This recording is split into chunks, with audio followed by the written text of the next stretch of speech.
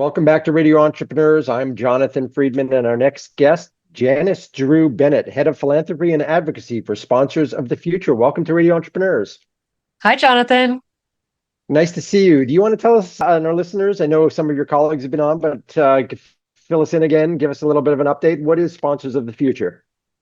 Yes. So Sponsors of the Future is a 501c3 nonprofit organization that was built to support the neurodivergent communities and including all. So I think that's one of the unique aspects of our organization is we are creating programming for youth to help them develop more independent futures.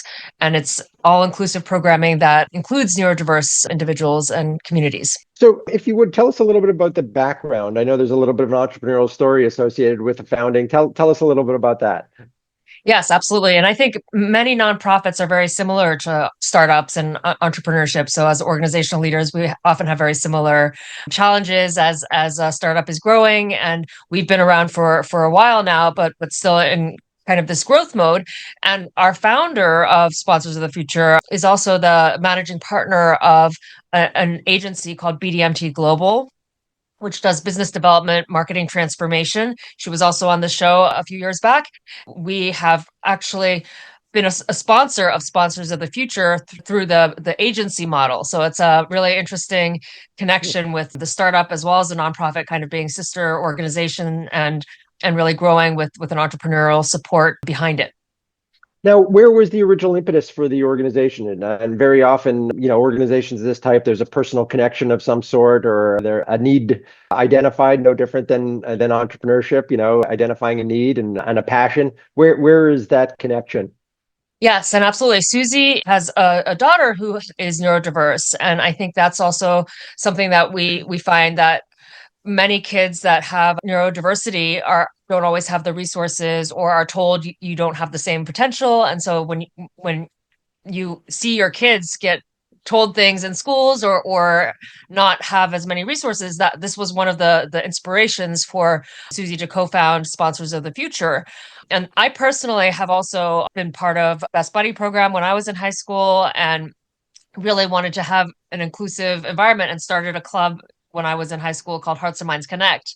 And so I think that's also my own passion of being part of Sponsors of the Future is about finding ways for all kids to be able to have opportunities and be able to pursue their passions, their careers. There's actually a career and entrepreneurship camp that we started last year, a life skills boot camp that we did for kids where they were able to experience different businesses and basically show kids that you can do anything really that you're passionate about, no matter your background or your challenges or interests.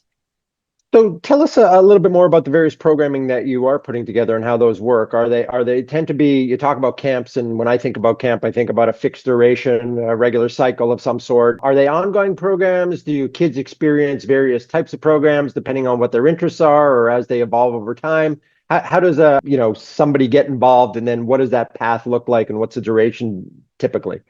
Yes, and Sponsors of the Future early on had a pen pal program, and that allows kids to connect from anywhere.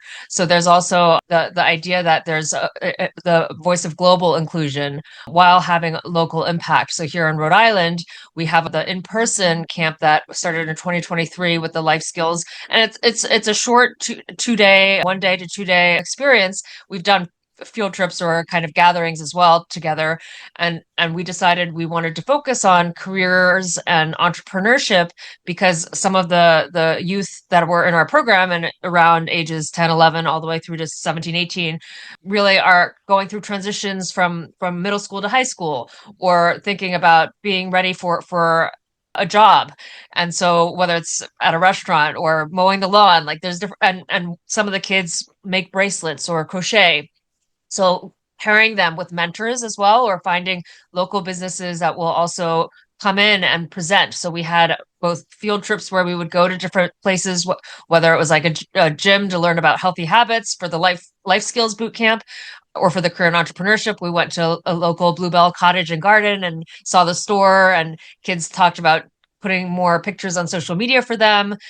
We had YouTube stars on our camp, so like just a whole range of digital to physical experiences for these youth, and really wanting to involve more businesses as well. So local business owners came. Someone who had a transportation vehicle showed how he would transport medical and seniors using his transportation company. So the kids really got to see a whole range of different types of banks, massage, like there was a dance So studio owner. it sounds like, and I know perhaps one of the obstacles that you might face, or one of the challenges that you might face, is this sort of fear that if I become involved as a business, that it's incredibly time consuming and it will, be, I hate to use the word disruptive, but in some way, because I'm sure they get back much more than they give. But it sounds to me like you're willing to engage with somebody who will give, a tour or an exposure to their environment. So it really shouldn't impact their day to day very much, and sounds like the time commitment is not enormous for a business owner or entrepreneur to get involved. Exactly. We had a couple of business owners that came for an hour or two during the camp and showed the manufacturing metal products that they developed with their business.